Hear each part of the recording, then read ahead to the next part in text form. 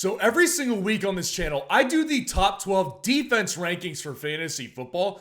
And the reason I started doing these must-start and sit defense rankings videos is because I'm always asked about at least one additional defense. And to y'all's credit, you guys are usually spot on with who you ask about. So every week, I get at least one of these defenses wrong. So I like to go a little bit deeper with my defensive plays this week. So today, we're going through every single matchup in Week 12 fantasy football, finding out who the must-start and sit defenses are in Week 12 fantasy football, guys. And I'm giving away a lot of these FFN hats right now. And all you need to do to qualify to get one is to go down there, drop a like on this video, subscribe to the channel, and comment down below your hottest take for Week 11 fantasy football. So please go down there, drop a like on the video, and subscribe to the channel to show your support. Let's go ahead and just start diving through these matchups right now. So the first matchup we've got up on Sunday, it's going to be the Pittsburgh Steelers at the Cleveland Browns. Now, in my top 12 defense rankings video this week, both of these defenses were pretty high up there, and they remain high up there. I think they're both not only playable, but very good starting options. So, in the defense ranking video, it's a great time to provide this update. I had the Pittsburgh Steelers at the number 3 defense on the week, behind the Detroit Lions. Now, things have happened since those rankings came out. Deshaun Watson was ruled not only out for the game, but out for the season. And they are now going with Dorian Thompson-Robinson, rookie quarterback out of UCLA, in Cleveland instead of PJ Walker. And Dorian Thompson-Robinson is a guy that I highlighted very much in my 2023 Dynasty Rookie Draft Guide, but I was not impressed with him in his first game of action this year versus the Baltimore Ravens. So I've got some issues with Dorian Thompson-Robinson, which is why in the update, Pittsburgh moved up to number 2 and swapped places with Detroit at number 3.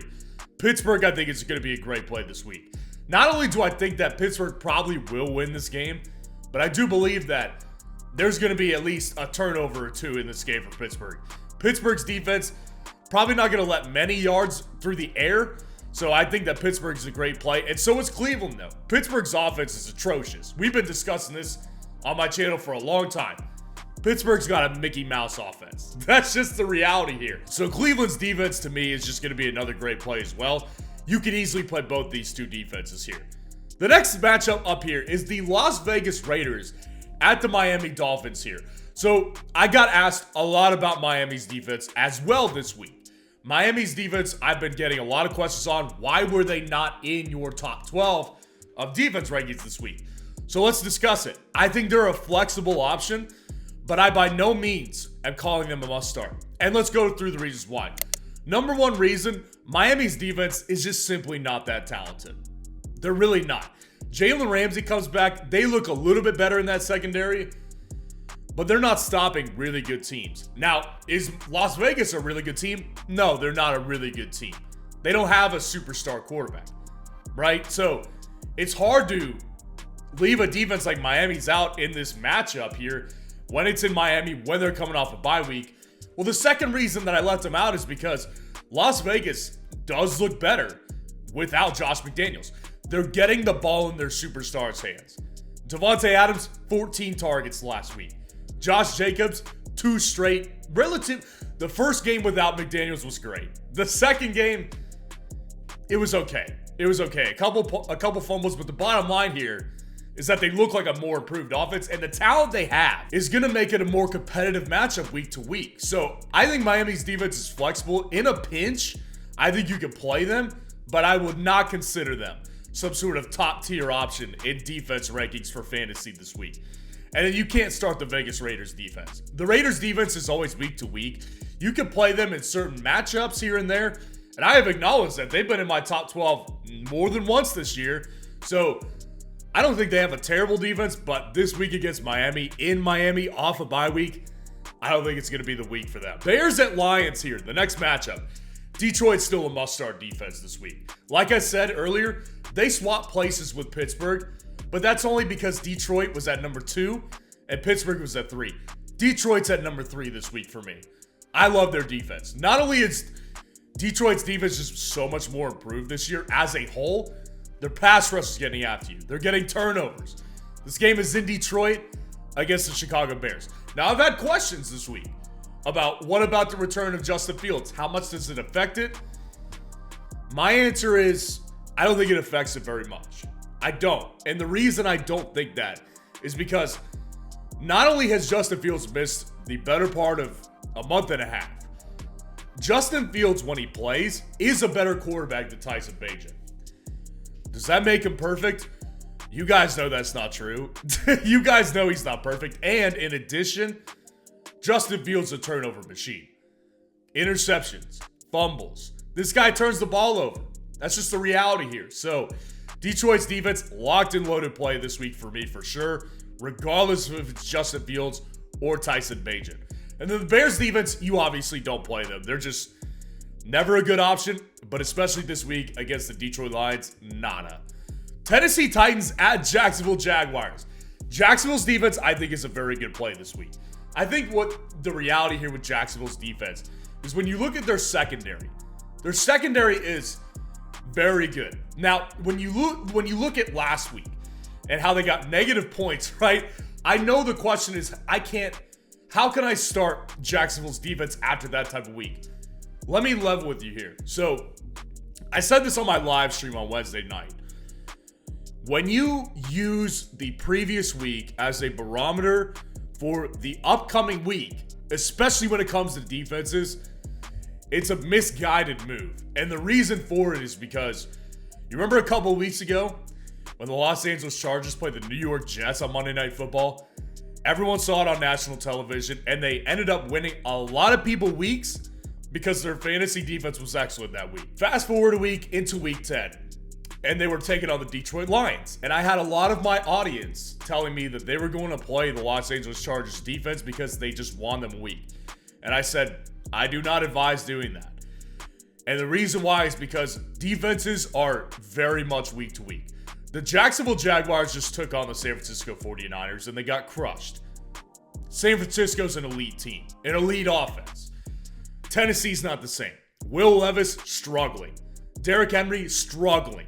So this Tennessee offense doesn't scare me at all. And Jacksonville's defense, for the large part of the season, you take out that 49ers game from week 10, Jacksonville's defense has been great fantasy football. I'm playing Jacksonville's defense this week. And then Tennessee's defense, they've never really been playable this year, and it doesn't start this week. Jacksonville, again, coming off a bad performance versus the 49ers, embarrassing loss altogether, they're going to be pissed off, ready to go for this game. Chargers at Packers here, the next matchup. Chargers defense is, in a pinch, flexible. I think you can play them if you don't have access to a lot of the top 12 teams in my top 12 defense rankings. The Chargers defense is just one of those defenses that has so much talent. There's no question to me and to all of you that they've got talent all over the field. They've got Joey Bosa. They've got Khalil Mack. They've got Derwin James. They've got playmakers on this defense at every level. That's not the question here. They're poorly coached. That's number one. And number two, they're always inconsistent. They've really only had one great week, and that was, again, against the Jets. Now, the Packers' offense, they're bad. Jordan Love is not good, and I don't care how good the receiving options are. And I think Jaden Reed's a good player. It doesn't matter if the quarterback can't get it to him, and Jordan Love's completing under 60% of his passes.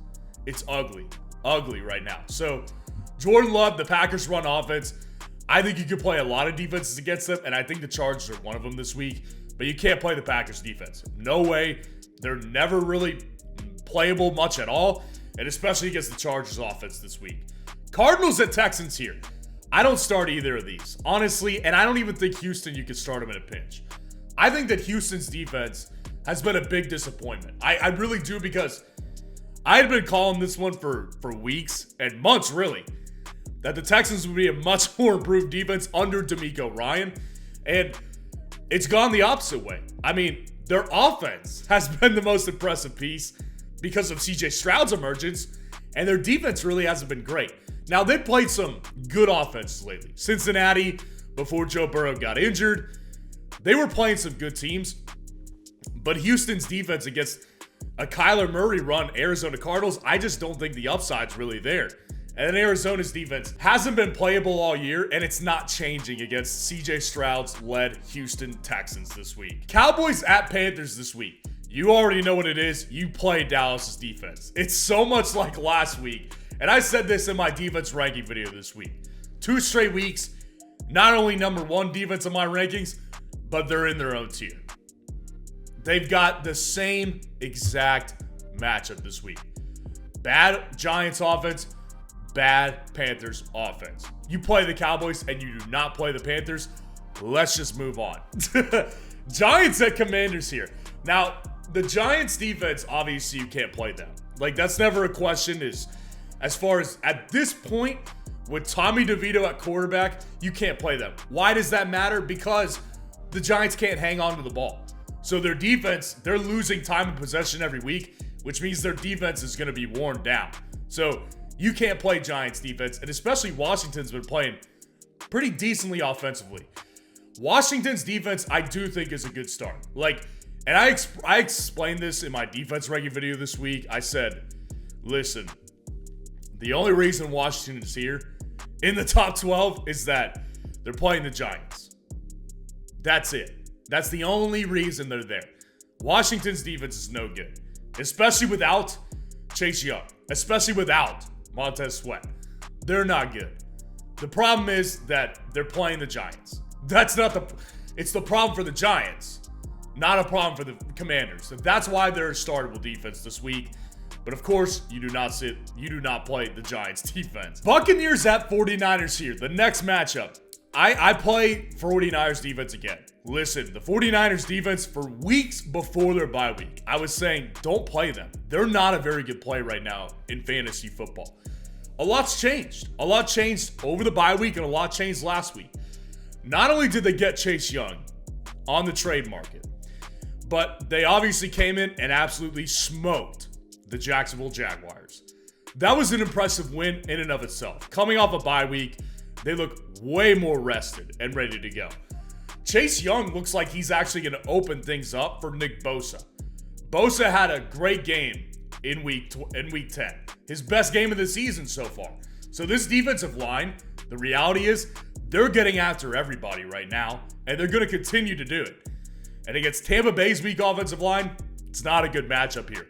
San Francisco's off defense, they're easily startable. Tampa Bay scores points, but the pressure that's going to be on Baker Mayfield this week is going to be palpable. And you don't play the Buccaneers defense against the San Francisco 49ers. Jets and Bills here. This one's interesting because in my top 12 rankings this week, both of them were in there. Now, I said in the video, the Jets defense are ahead of the Buffalo Bills, and it's really because the Buffalo Bills are a mess right now. They're a mess, especially on the offensive side of the ball. Now, they fired their offensive coordinator, Ken Dorsey, after that embarrassing loss to the Denver Broncos. But really ask yourself this. That 12 men on the field penalty to give Denver another shot to kick the game-winning field goal, was that on their offensive coordinator? No, it wasn't. The pass interference, was that on the offensive coordinator? No, it wasn't. What's the point of me saying that? The point is, how much does Ken Dorsey being gone change this offense? It's a good question to ask yourself. Because honestly, while I don't think Ken Dorsey was doing a great job in Buffalo, who do they have? Who's going to be replacing him? Is he any better? So I think Buffalo's a mess right now. And honestly, I would play a lot of defenses against Buffalo, especially the Jets defense, which is so elite. The Jets defense is so elite, they just lose time of possession. But if Buffalo's going to continue to bumble their way around, the Jets defense is going to be a legit play. And then Buffalo's defense, I think, is a legit play as well, obviously, because they're playing the Jets offense. They're playing Zach Wilson, so they're definitely going to be a startable defense. And the Bills defense, aside from their offensive struggles, the Bills defense has been good. They've had a good defense this year in fantasy football. So the Bills defense, definitely startable. They get after your quarterback. Jets offensive line stinks. Zach Wilson stinks. Both of these defenses are absolutely playable in this matchup. Seahawks at Rams here. Seahawks is going to be a defense you want to play this week. And I get it. I called the Seahawks defense a really good play last week. It didn't exactly turn out to that. They didn't have a terrible week, but it wasn't exactly what I was expecting and what I told you guys to expect. So it was a little bit disappointing. Now, what I like about the Seahawks defense better this week than it did last week is that with Washington, who they played last week, they are looking better offensively. The Rams offense is actually trending down. And we could discuss the return of Matt Stafford, which is coming this week. Matt Stafford will be back. He'll be able to throw to Cooper Kupp. He'll be able to throw to Puka Nacua. The problem really with that is that even if Matt Stafford comes back and he's ready to go, their offensive line is awful. How did he get in this position in the first place where he missed the game? It's because their offensive line can't protect him. And the Seahawks got some physical, vicious pass rushers. That's the problem here for the Rams. So I think this matchup is going to favor Seattle in a big way. And the Rams defense is one of the worst in fantasy football. You do not play the Rams defense for sure. Minnesota Vikings at Denver Broncos here. Minnesota's defense is a good start, I think. And let me tell you why. The Minnesota Vikings defense, they are currently the number 9 defense in fantasy football right now. So why is that? The reality of why that is because they've got one of the leading stackers in the NFL right now in Danielle Hunter. They get after your quarterback. They also are very good at stopping the run, and they do create turnovers. Let's stack it up with Denver. Denver is a team that has been getting better on the ground, but they do still have a really poor offensive line. So pass rush, going to be after Denver, going to be after Russell Wilson this week. And I've said this over the week, as impressed as I am about watching Denver's improvements over the past several weeks, they still have a ceiling. They're not putting up 30 plus points. That's just not going to happen. So there's a ceiling here for Denver. I just think that we need to be open about it because Denver is not going to score 30 points. They're not going to be all of a sudden this top tier offense. I think Minnesota's a good play. And honestly, it might shock people. I think Denver's a playable defense in a pinch. I do. Denver's defense for 2 straight games now has impressed me. Obviously against the Chiefs, they were the number 1 defense that week. Right before their bye week, they were the number 1 defense in week 8. I thought that was a fluke. I was saying live on this channel, I think that was a fluke game. They backed it up against the Bills. The Bills are a mess, but give credit where credit's due. Denver's defense looks better. They've gotten rid of some older players. They've benched some older players. They're bringing younger guys on the field right now, and they look more energized. That's a reality. They look like they're taking more pride. So I think Denver can be played. They're not a top tier option. I would play Miami's defense over them personally, but Denver's defense, I do think if you're in a pinch, they can be played this week against the Minnesota Vikings. And the last matchup of the week, the Super Bowl rematch, the Philadelphia Eagles at the Kansas City Chiefs. You don't play either defense. And I like both defenses, I do. But when you're talking about the Super Bowl rematch, where both of these offenses are really the 2 of the top 3 most explosive offenses in the league, Philadelphia, you can't play them.